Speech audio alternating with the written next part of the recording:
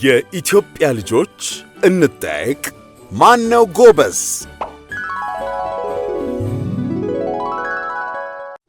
ክፍል 49 ጥያቄ ቁጥር 1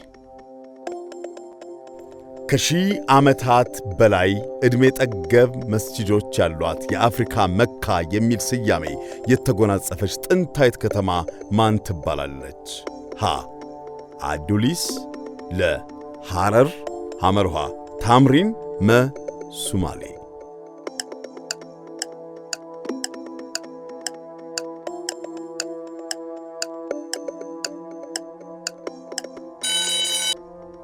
መልስ ለሐረር።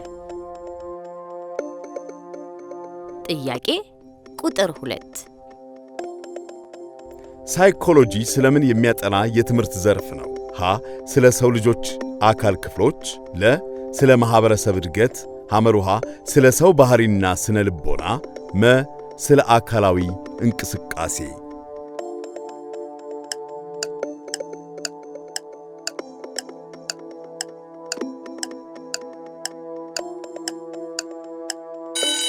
መልሱ ሐመሩሃ ስለ ሰው ባህሪና ስነ ልቦና።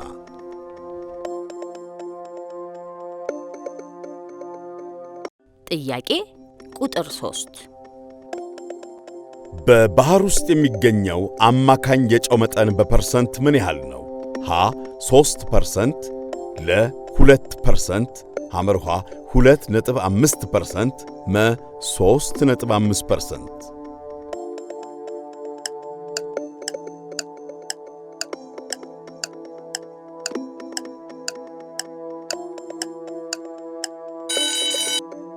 መልስ መ 3.5%።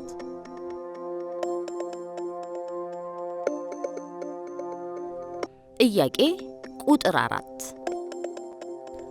እስካልተቆረጠ ድረስ የማይበስለውና ከተቆረጠ ከቀናት በኋላ ብቻ የሚበስለው ፍራፍሬ የቱ ነው? ሀ ማንጎ፣ ለ አቮካዶ፣ ሐመርሃ ኮክ፣ መ ሎሚ።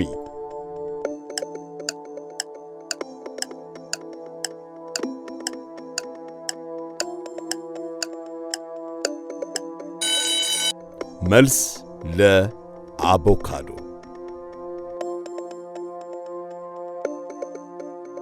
ጥያቄ ቁጥር 5 የመስኖ እርሻ ትልቁ ጥቅም ምንድን ነው? ሀ ውሃን በቁጠባ መጠቀም፣ ለ አፈርን ለመጠቀም፣ ሐመርሃ በዓመት 2 ወይም 3 ጊዜ ለማምረት፣ መ ሐና ለ መልስ ናቸው።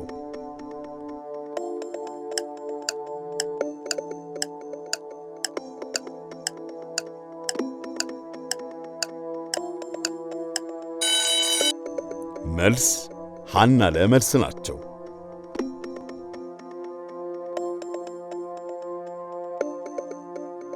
ጥያቄ ቁጥር 6 ብዛት ያለው እንቁላል የምትጥል እንስሳ የትኛዋ ናት? ሀ ዓሣ፣ ለ እንቁራሪት፣ ሐመርሃ እንሽላሊት፣ መ እባብ።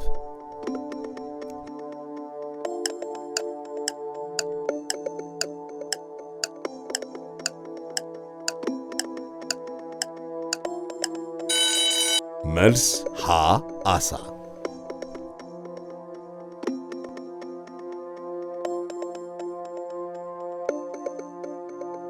ጥያቄ ቁጥር 7 ስፖርታዊ እንቅስቃሴ ለምን ይጠቅማል? ሀ ለጤንነት፣ ለ ሰውነትን ለማፍታታት፣ ሐመርሃ ለመዝናናት፣ መ ለሁሉም።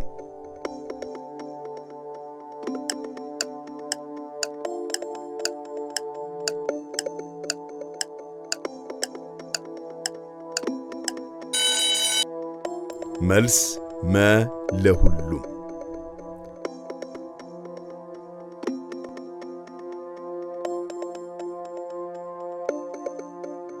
ጥያቄ ቁጥር 8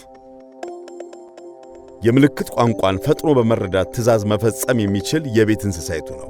ሀ ጦጣ፣ ለ ውሻ፣ ሐመርሃ ድመት፣ መ መልሱ አልተሰጠም።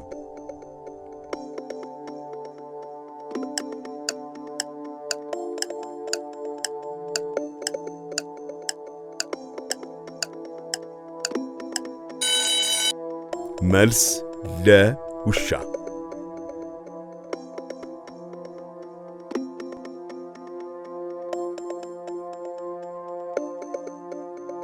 ጥያቄ ቁጥር 9 በአዲስ አበባ ዩኒቨርሲቲ ቅጥር ግቢ በስማቸው አዳራሽ የተሰየመላቸው ስመጥር አፍሪካዊ ማን ናቸው? ሀ ጆሞ ኬንያታ፣ ለ ኳሚ ንክሩማ፣ ሐመሩሃ ቺኖ አቸቤ፣ መ ኔልሰን ማንዴላ።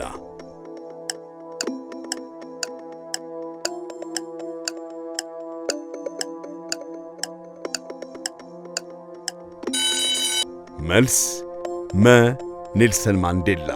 ጥያቄ ቁጥር 10 ሀገራችን ኢትዮጵያ በአፍሪካ በየትኛው አካባቢ ትገኛለች? ሀ በሰሜን፣ ለ በደቡብ፣ ሐመሩሃ በምዕራብ፣ መ በምስራቅ።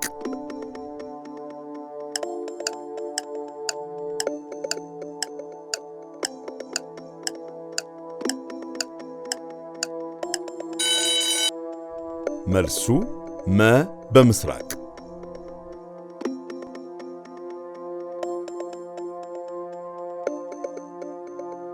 10 ከ10 9 ከ10 8 ከ10 ያገኛችሁ እጅግ በጣም ጥሩ ውጤት ነው።